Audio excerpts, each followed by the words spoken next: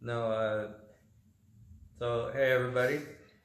I'm here with my Uke Blake, and I'm just going over some thoughts on straight ankle locks and kind of my thoughts on them, kind of where I'm at. So this isn't going to be so much of a how-to video. This is going to be more along the lines of how I understand the straight ankle and the different types. And think of this as more like a open source. So if you have some input to it, I'd love to hear it. That way we can all get better. But I just wanted to go over the grips first. I think that a lot of times people get caught up in thought too much with the legs and the position more than the grips first. So they'll think of the position more as the actual braking, and it's not. There's actually quite a few different braking mechanics in a straight ankle. So we'll go over the grips first and then kind of go from there. So there's going to be 5.5 basic grips that we're going to be using. If I can have you line up a little bit more this way. All right, perfect. Thank you. All right, so there will be wrist deep. There's going to be also forearm deep, and it's going to change actually considerably when we get to when we're actually elbow deep. One arm. There's also elbow deep 2 arms. There's also a figure 4 when it's elbow deep, and then the last one is actually more along the straights, is going to be a far side grip, or a reverse grip, some people call this.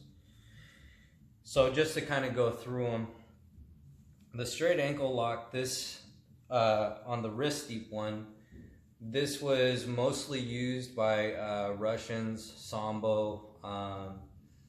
This is a really good introductory ankle lock. The biggest issue is that there's this really big hole.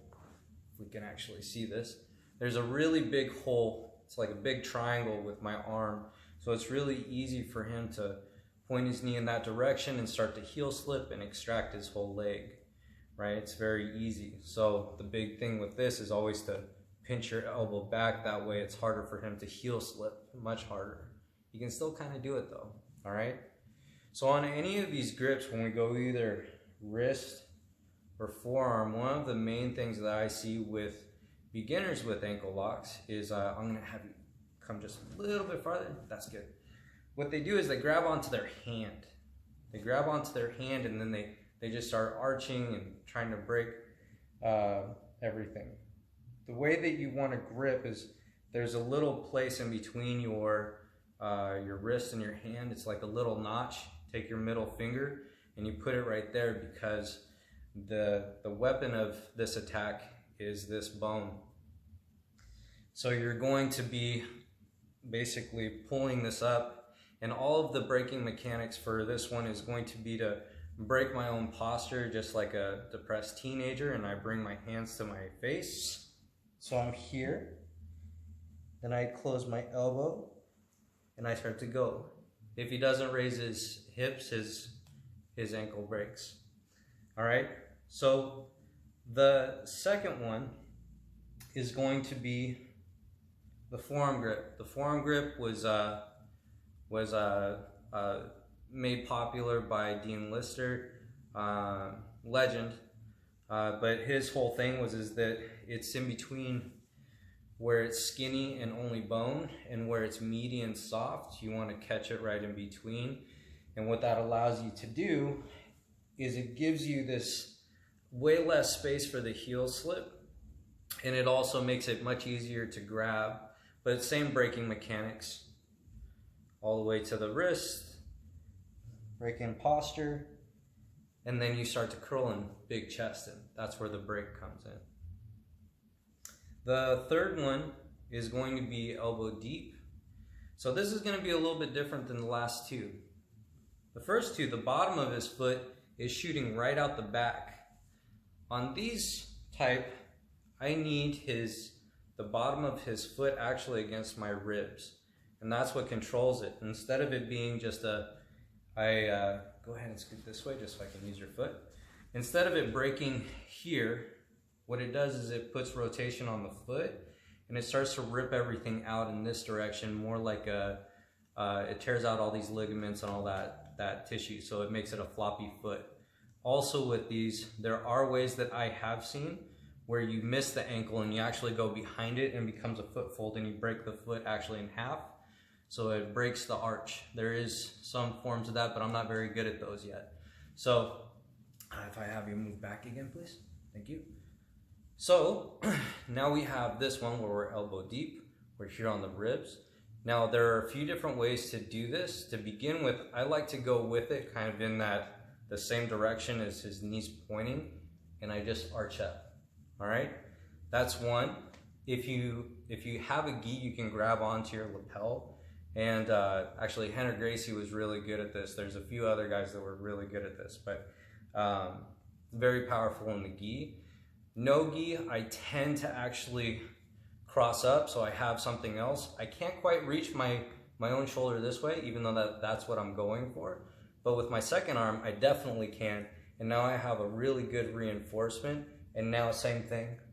Bring my head down and arch my back like a depressed teenager. Arch up and then tap, tap. Very simple. All right, along with this one is also the figure four. So still all the way deep, you're grabbing on with the figure four grip. Now the way that I used to mess this up is that this wrist, I used to kind of just let it flop around like it was just on top, and I feel like the only reason for this grip was to reinforce this one so my hand placement was good. That was a mistake. So as I understand it now is that with this hand, I actually want to be pushing down on the shin, which gives me more leverage, and I'm rolling my wrists, all right? And this becomes very strong all of a sudden, all right? The last one is going to be the far side or the reverse grip one, where all the same things apply, you know, hands high, breaking your posture first so that you have a place to expand to actually get the break. But on all these other straight ankle locks, they've looked like they're straight across, but they're not really. With this one, it's more like a cross, so it really just goes 90 degrees to the ankle. So it just shoots across. You can either go in front and slip back, or you can go behind and it should already be in place. You're gonna grab your bicep and you're gonna go with the secondary hand. You're gonna point the elbow actually at the person to bring your primary hand high. And while you do that, you drive the shoulder down. So it looks kind of like this. And go ahead and tap if it hurts. All right? And that's it. So if you're able to point your elbow all the way at the person's face, then it's going to be a really bad break. So, few things on the straight ankle. We're just talking about it generally speaking. Now that we've gone over the different grips, just some housekeeping on this. I see a lot of beginners. Let me have you scoot just a little bit this way. All right, a lot of beginners. They tend to hold, I'll just go like this. They tend to hold the grip right in the middle of their chest, thinking that their job is to just do this. But the actuality of it is that you need to bring your hand actually a little bit closer towards the side of your chest. All right, so the reason for that is that when you're straight up and down, all you can do is this, because this bone right here, it's not gonna bend. So if you shift it, it automatically bends, and now you have the ability to really bring this high or low. Whereas if I'm here, I'm kind of stuck only with my shoulder shrug. When I pull it to the side, it shortens everything automatically. So when we're looking at this, a lot of people talk about you need to be at the bottom of the foot for the actual break, right? A lot of people, what they do, you see this in white belt and blue belt competitions, and basically getting into a straight ashi position, and They grab around like the middle of the calf and they just go full os boy on it, and just nothing happens. Then they end up getting their back taken or passed or something along those lines. But the idea is that you want to slide all the way back, but it's going to be on the underneath side, all the way back to, let me have you scoot just this way. It's going to slide right back here. There's like a little heel divot, kind of like a bird talon or something that just kind of sticks out the back here. And that's what you're going for. All right. Now, I only know of 2 different ways to get to this. Generally speaking, I like to, you can either go for a position first or get the grip on the ankle first. I tend to like to get the grip on the ankle first. I'm actually gonna switch places with you. All right. So this is probably my preferred method. It's called a zip tie. So when my wrist my thumb is pointed straight up at the ceiling, it acts like teeth, and it grabs onto his bone, onto his muscle, onto anything. All right. In order to make it slide, I have to point my palm towards my partner, and that allows it to slide across the top of my forearm. And once I feel it hit, then I can actually turn my thumb palm up, and then it's going to grip onto that and bite onto it. So the act of it, what it looks like is it's a pretty quick motion. I'm looking for his hip to actually move just a little bit, like a little jerk, and that's when I know that it's locked in place, because it got to the end. That's where that jerk came from. And then I can point my thumb up, so it looks like this. Now it's exactly in place. I roll my thumb up and it's in perfect position. Okay. So one more time, because this is probably the hardest thing. A lot of people try to do the zip tie by just putting their palm down, or they just forget about the whole palm thing. The whole thing is palm towards them. And the other part is that your elbow, if you just suck it in here, his foot is going to be very low. It's going to be towards your belly button. What you want to do is you want to open up your elbow to the shoulder line, and you want to pull back like a lawnmower. It's this. That's the zip tie. So I'm going to switch with you one more time so you can see another angle. So if I'll do it wrong this time, but if, let's say that we're here and I do everything right, I point my palm towards him and I come back, it's not quite in the right place. And now when I go to grip, there's still a lot of space. It starts feeling like he can heel slip. Go ahead. Yeah, and that's no good. That's no good. All right. But when you start off everything right, you bring your elbow up and then you zip tie. Now everything's tight. Pinch your elbows, big chest. Good finish. All right. So we covered a lot of stuff in that. Let's talk a little bit on how to use these, because a lot of times with people that aren't as experienced, they don't really know what a straight ankle lock is.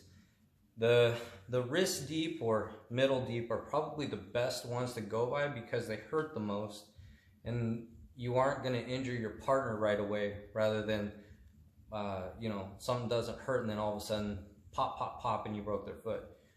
It's not a fun experience, especially when they don't know better. So, but sometimes you make the mistake of, hey, maybe they were a little bit more keen to it, right? And this is just a good setup overall. I like to use all of these different grips in a circuit. So let's say that I go for my straight ankle lock. I've done my zip tie. I've come up or whatever. He starts to heel slip, right? He starts to heel slip. He puts it here. Pause. At this moment, I can follow him and I can go to elbow deep. And now I can catch him. All right? Because he's given me everything for that. All right? Now let's say that I really start losing it still. Like I didn't get it here. What I can do is I can now catch it as a figure 4. So I use this as a reset, generally speaking. Not so much for the breaking. Even though I will use it, I kind of think of this as like my emergency brake, and I can start all over again. Now from here, I can recapture, I can re-zip tie, come back in, and then we're right back into play. All right. The other thing that I actually forgot to talk about was the other way to get to the ankle, and that's called the saw. Generally speaking, I don't know how to do it when I'm laying on the leg because my own elbow is in the way. But when I'm away from it, I can now basically saw back and forth, and it's a very grindy feeling for your partner, but it gets the job done. So that's the other way that you can also get back to the Achilles. Okay. So we've gone over grips. We've gone over a couple different ways how to get back to the Achilles. Let's talk about leg position a little bit. Okay. So let's actually scoot just a little bit this way. All right. So a lot of people, the way that they learn it, come back a little bit more this way. Most people, they learn straight ankle lock from a straight ashi, and they get their grips, and then they just go, like that. But the main thing is that when you look at how this is supposed to break, is you're trying to, one of the breaks is you're trying to put their knuckle line here in alignment with their ankle and their knee, making that straight line, and then putting pressure up through it is where you get the break. Or you get a rotational break where it's like this, and there it's a lot more forgiving and you don't have to be as precise. So I feel like this is where longer guys can get away. Like if I was 6'5" and I was going with Uke Blake right here, and you know, I would have no problem doing a straight ashi and getting the distance that I need to get away and go ahead and finish. Also, you never want to be on your elbow, you want to be on your shoulder for this one, which is a little bit different. But what I'm proposing is that straight ankle locks are something that you can play either with foot on the hip, which is something that Dean Lister also made very popular for IBJJF legal ankle locks. But I like to play this more along the lines of with more experienced people. You know, I might be in a position where basically I'm losing the knee line. So for whatever reason, he's starting to, let's scoot a little bit this way.